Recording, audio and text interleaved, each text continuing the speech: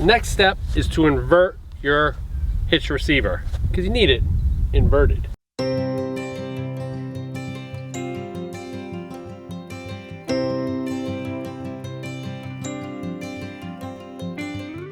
All right, welcome to this week's episode of Luv Subbin. And what are we doing today? We are going to talk about all things Equal-i-zer Hitch, right?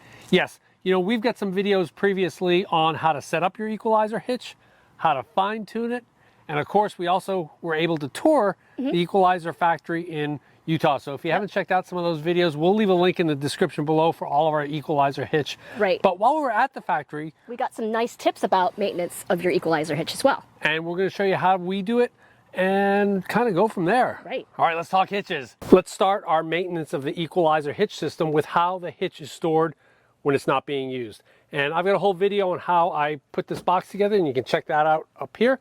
But because it pertains specifically to what we're talking about here, we'll touch on a few highlights. So anyway, our hitch sits when it's not being used in this box that I've made up, and it slides right in front of our portable washing machine there. But the entire purpose of this system is to keep dirt and dust from getting on to the lubricated surfaces and the grease. Once dirt and dust gets into grease, it ceases to function as a lubricant, but then it becomes an abrasive, and that's what you don't want. So one of the things I like to do is to keep things in and away from any dirt and dust. So take this off. And you don't like the hanging it from the coupler at all? Yeah, you know, a lot of people do hang it from the coupler, and that's fine. But I don't like it because I don't like having that weight hanging from the hitch receiver and being forced onto that. Second of all, that is a primary way to get dirt and dust onto your lubricated surfaces. As cars drive by, the dust gets kicked up and it gets into the surfaces. You know, if it's a windy day or whatever. On your friction plates, which you don't want. And the other downside why I don't like doing it this way is I do use this red Master Lock hitch lock as an anti-theft deterrent. Anybody's going to steal it.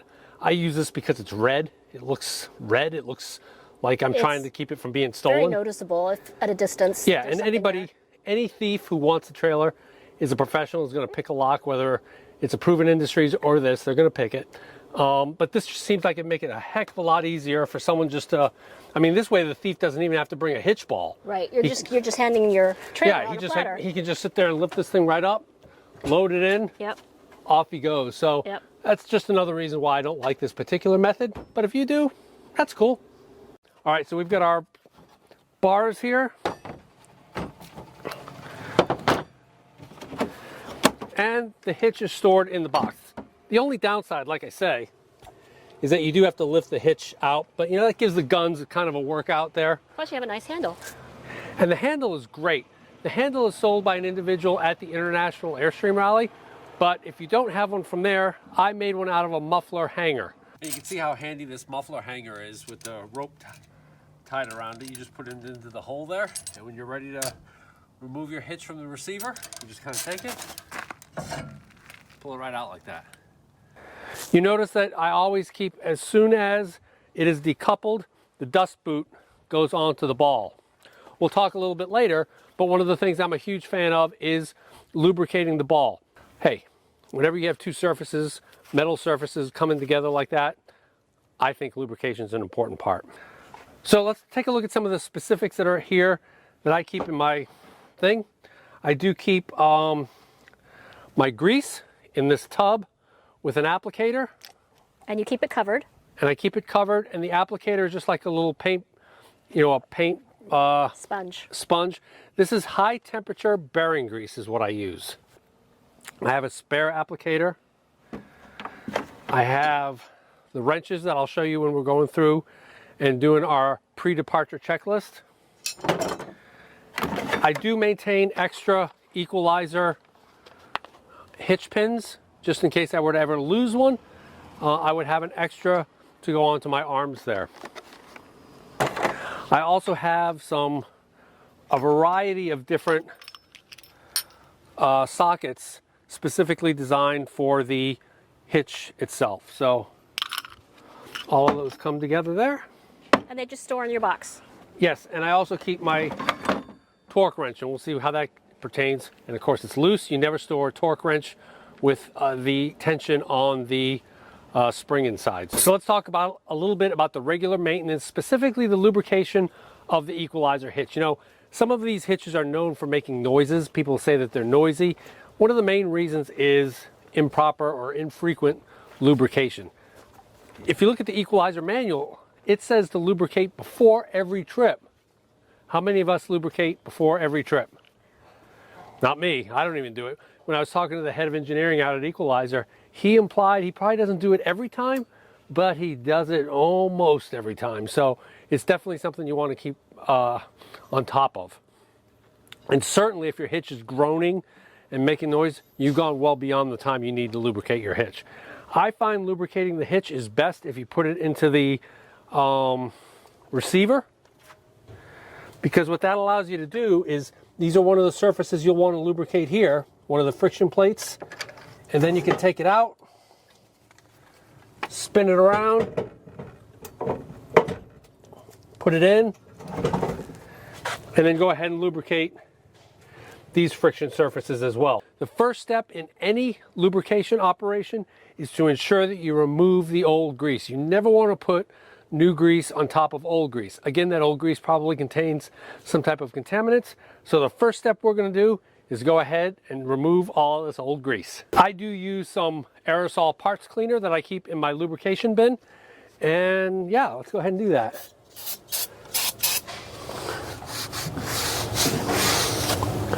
One thing that's good to do too as you're lubricating is to take your sway bar, put them into the sockets, and then move these guys a little bit so that you can get all over the surfaces you need to clean.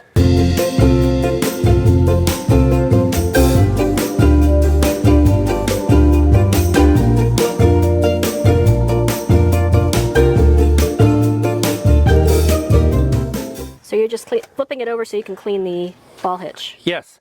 And another good tip too is when you're doing your maintenance to make sure you also clean the interior of your little dust boot. All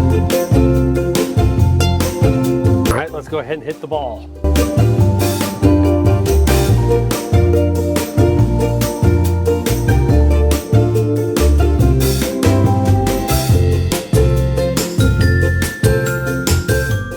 Okay, so even though it's not directly part of the Equal-i-zer hitch, now's a good time to go ahead and take some of that cleaner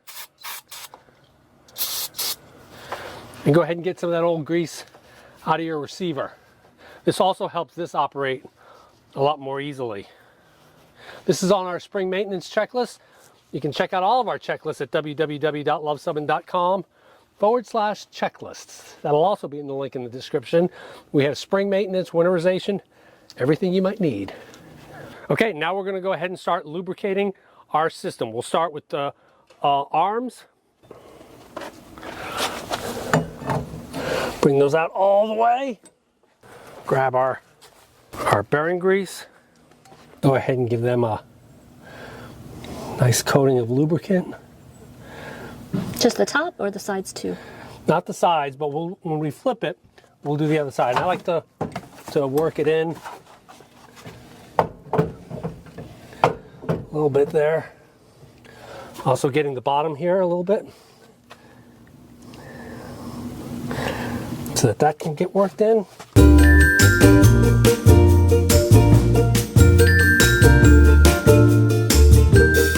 Now that we've got those top surfaces, we'll go ahead and get the ball. Make sure you get around the neck. You don't need to lubricate the receiver part because this will transfer grease onto it. All right, let's flip it over and do the other side. I'll leave a link in the video's description to the Equal-i-zer manual where they actually highlight where these lubrication points are.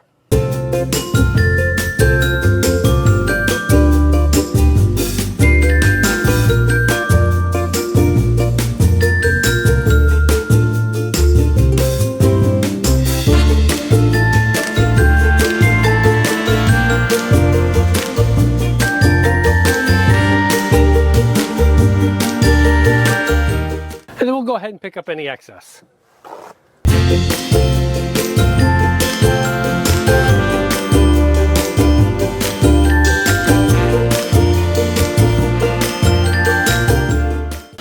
All right, now that it's properly lubricated, there's a couple other checks we can do. As part of our spring maintenance, we'll torque these two bolts to 90 foot-pounds.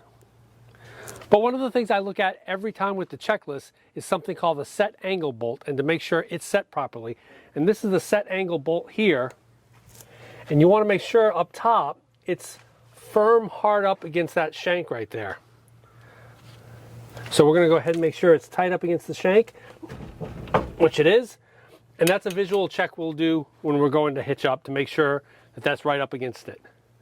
So I see often on the internet people will post, you do not want to lubricate this because lubrication actually reduces the friction and makes your sway hitch less effective. Well, rest assured, we did talk to the people at Equal-i-zer, and they said all of their testing, everything that they do is with a properly lubricated hitch.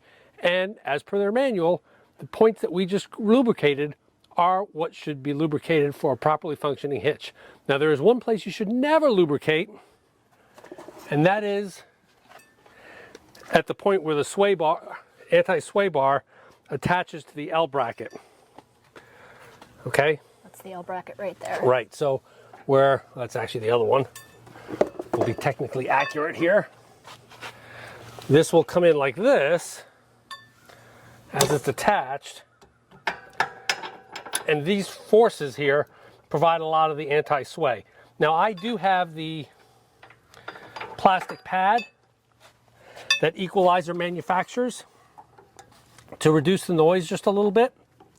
This is from Equal-i-zer, and again, a lot of people think, well, plastic has less friction than steel, and it's true, but Equal-i-zer said it's less than 2% difference with regards to the amount of anti-sway and friction provided with the metal versus the plastic, and it does make it a little bit more quiet. So it's sold by Equal-i-zer. It's a good thing. I like it. So, but you never ever lubricate. You never lubricate this surface, or the metal surface, or this part of the bar. That is never lubricated. We have a whole video on how you can safely hitch up your vehicle, but we're going to touch on just a few things specific to the Equal-i-zer hitch, or any hitch really, as we go ahead and get ready to tow. So first of all, we're going to insert the hitch head into the receiver. And again, that's when this handle really makes it easy to do. Item number 6 on our hitching evolution checklist is to ensure that all the bolts are tight. And as you can see, I've offset the bolts for the shank to the hitch head so that they're offset. In other words, this one points this way, this one points this way.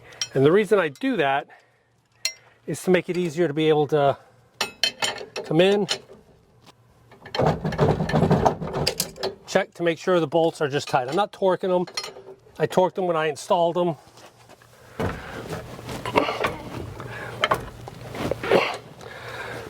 This is also the time in which I check to make sure that hitch set angle screw or bolt is up tight. So I look at that. And the final thing I'll do is I'll go underneath and check to make sure there's no cracks, there's no issues or broken welds. We've had 2 of our friends almost have their entire assembly come off because they had a broken hitch. So the last thing we'll do is we'll take a look under, do a visual, make sure everything's good, and then we'll complete the hitch up process. Well, there you have it. Some tips and tricks for maintaining your Equal-i-zer hitch. And hopefully you found them helpful for you. Yeah, there's a lot of great hitches out there. We love the Equal-i-zer, but even if you have a Pro Pride, Hensley, Reese, or Blue Ox, some of these might translate.